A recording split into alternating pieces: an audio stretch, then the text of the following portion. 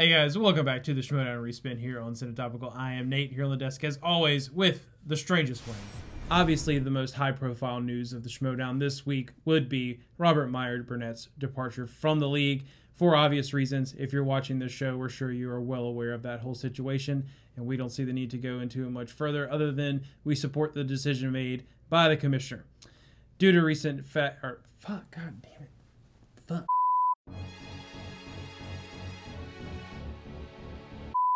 Due to the recent world events, the Star Wars match has been postponed for this week, but will resume shortly.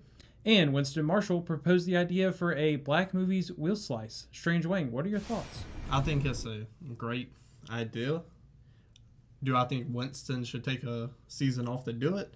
I hope not. He's one of my favorite new managers. If we have to have a bunch of managers, I'd personally need Winston as a manager. But I love the idea of the category. They was naming off movies that would fit that genre, and I love those movies as well. Sure. Like, if I spun that and got Friday questions, I would be in heaven. Nice. That might be one of my strengths if I'm ever in the Schmoedown too. Could be. Yeah, I agree also. I think it's a phenomenal idea. I mean, speaking of Winston off the bat, I think he definitely has found his niche in the Schmoedown as a manager versus player. Maybe he'll get better through managing, but I love him there as well. As far as this being a category goes, I think it's a phenomenal idea. I mean, first of all, we need new categories to keep the show fresh and everything anyways.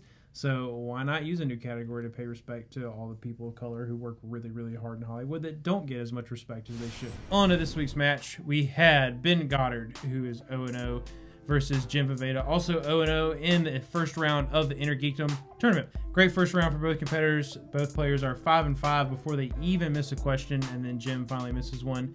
Ben takes the lead. Looks like he's going to have the perfect round, but he misses, leaving the score 6-9 in Ben's favor. Did you say 6-9? I did.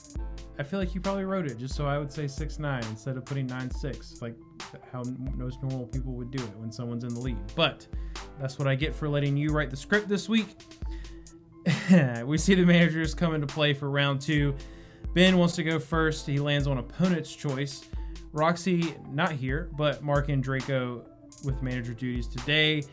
Wayne, your thoughts? I think it's a good idea to have Mark and Draco because it's kind of like it goes back to the Dagnino situation in Landa. He knows more about movies. He writes comic books. Yeah. There's not a doubt in my mind that if a comic book question has a little bit of wiggle room that he could challenge, I think it's a great idea. Mark and Jim talk it over, end up picking scores and soundtracks. Ben, playing well, gets 13 points in his round, but does give up one 2-point steal to Jim. Both players gaining a couple points. It is now 8-13. Ben still in the lead. So on a Jim's spin, he lands on Harry Potter and spins away, which makes me sad because I love Harry Potter. The respin lands on opponent's choice. Wang talks. I'm not supposed to say that. So I think this is terrible because when he landed on Harry Potter, he was like, "Oh, I'm not good at that," or something along those lines. I can't give those weaknesses They're away. still not teaching Jim how to play the game effectively. He has the knowledge. He has the film knowledge. There's no doubt about that. The game knowledge is lacking, and we see it right here. So when he landed on Pawns of Choice, what else has Ben going to do? He didn't really need to talk to his manager. Yeah, obviously. He didn't need to. He was like, Harry Potter, he just gave it away. Yeah, a huge part of the game is not, being telling in your strengths and weaknesses and things like that. So all I know is if I ever meet Jim, me and him's going to play poker for money. So obviously they give him Harry Potter. Jim ends up giving 3 points back to Ben due to steals, leaving the score 10-16. Ben has been ahead the whole match. Will he be an amazing player in 3 leagues like Rachel Cushing or Mike Kalinowski? Right now, it looks like it. Maybe he'll get a better teams player next season, and it'd be more balanced, and they could be competitive for the championships. But right now, they haven't lost a match in teams. He's doing good in singles. Inner Geekdom, the knowledge is there. How deep does the knowledge go? It's a play-in match, so like the questions aren't crazy. They said that in the match. Right. They've never played IG before. Right now, the possibilities are there. It is. He could definitely be one of the future stars of the Schmoedown. So on to round 3, Jim, continuing to show his lack of knowledge for the game, asked for multiple choice, which we know you cannot do in round 3, but he still gets the question correct anyways.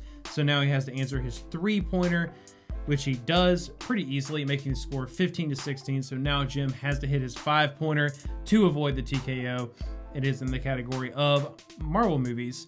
And without a lot of time thinking, he answers the question and misses. So Ben is the winner of this play-in match for the Inner Geekdom tournament. Strange Wing, what are your thoughts on these players' performances? Well, I mean, Ben gets TKO. Looking strong in all 3 leagues like we just spoke about. Right. But Jim, teach him the game. Yeah. He lives in LA. As far as I know, you can't get out the house for more than 20 minutes. So have him watch Inner Geekdom matches. Have him watch matches in general. Because him just guessing on 5-pointers willy-nilly, and especially in the Inner Geekdom, right, them questions get deep. You can't answer willy-nilly. You gotta think about it. And when you think you know it, think again. Yeah. He had all of his JTEs. Use them. Yep. And like they said, it is a play-in match. The questions aren't super deep cuts. So, I mean, you're going to need that extra time to think through these harder questions. Obviously, it won't matter now because he's not going any further in the tournament. But for the next time we see him, hopefully in his downtime, they pull him aside and are like, hey, You've man. You've been in the league for 3 seasons. Like, there is no multiple choice in round 3. Like, I'm not sure if he's doing any, like, movie studying or not. Because obviously the guy does know a lot about movies, but it's like, hey man, if you are doing studying, let's take a third of that time you're spending studying movies and devote that to studying the game. Because that's just, it's hurt him so many times. Yeah. And it's becoming a consistent thing, and it's great because it gives us something to talk about. But, like, I like the guy. I don't think it's a him. I don't think it's Jim's issue. It's the manager's issue. That's Roxy's problem. I got you. You got to put one of your veteran players like Snyder and Draco in this case, who they obviously talked during the match. Maybe they need more time together. And then he'll be like, okay, he actually knows what he's talking about. Teach me the game. You need him to learn the game.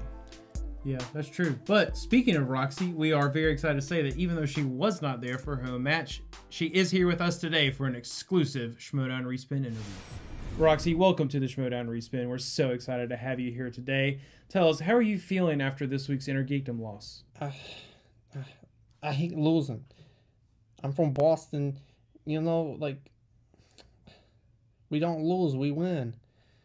I'm a winner. Tell me, does this loss hurt more than another loss might have because it is to Grace Hancock? We do know there's a bit of history there between the two of you. Yes. I fucking hate her.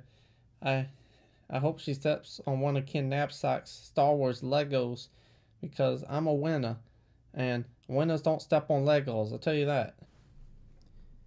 Well, this just in, we were able to confirm that Grace Hancock has stepped on a Lego. However, we were unable to confirm whether it was Star Wars related. Also, Roxy, however, the points of this season are showing that right now you're not a winner. Tell us about your plan to get back to that winning status for the rest of this season. Patriots, Tom Brady. Bruins, Celtics. Patriots, Tom Brady. Celtics, Bruins, Boston, Red Sox, Boston. Roxy, are you okay? I mean, do we need to call someone? No, like, I'm just fucking pissed. I keep talking all this trash and not winning. I look so stupid. Jim lost. Josh lost. The Odd Couple lost. Jim lost again with the Bachelor Boy. On top of that, they're from Boston. And what else is worse is I made a TikTok a few weeks ago of my hairy legs, and I lost a fuck ton of subscribers, and I'm still not back at that number on my Twitter account. We're sorry? Roxy, tell me this. Do you think that Chris Jericho can turn things around for the Rockstars this season? Like, for fuck's sake, I love my hairy legs, and they're Mother Nature sweatpants. I don't see the big fucking deal. Why can't these people ever just talk about the Schmoedown? Like, did you have a question about the Schmoedown? Yes, I did. Do you think that Jericho can turn this season around for your faction? Like, I don't know, man. For one, he's not from Boston. Secondly, he's on TV fighting Mike Tyson. He's not returning my texts. And he still isn't from Boston. Well, with players acting like that, it must be tough to maintain confidence in your draft picks. I tell you, I thought I had a fucking wicked good draft. And at this point, I should have just kept JTE. I mean, I love the Odd Couple and all, but the rock stars, they're just not rocking this season. Roxy, tell me, do you feel like the missteps that you've had this season will make for a better year next year? I mean, even the mighty Patriots needed a few rebuilding seasons. I don't know, man, but my Grubhub is here with my clam chowder, and it's probably fucking wicked good, so I'm just gonna go and eat that now. Sure. Thank you guys so much for watching this episode of the Schmoedown Respin, and as always, remember to like, share, comment, and subscribe.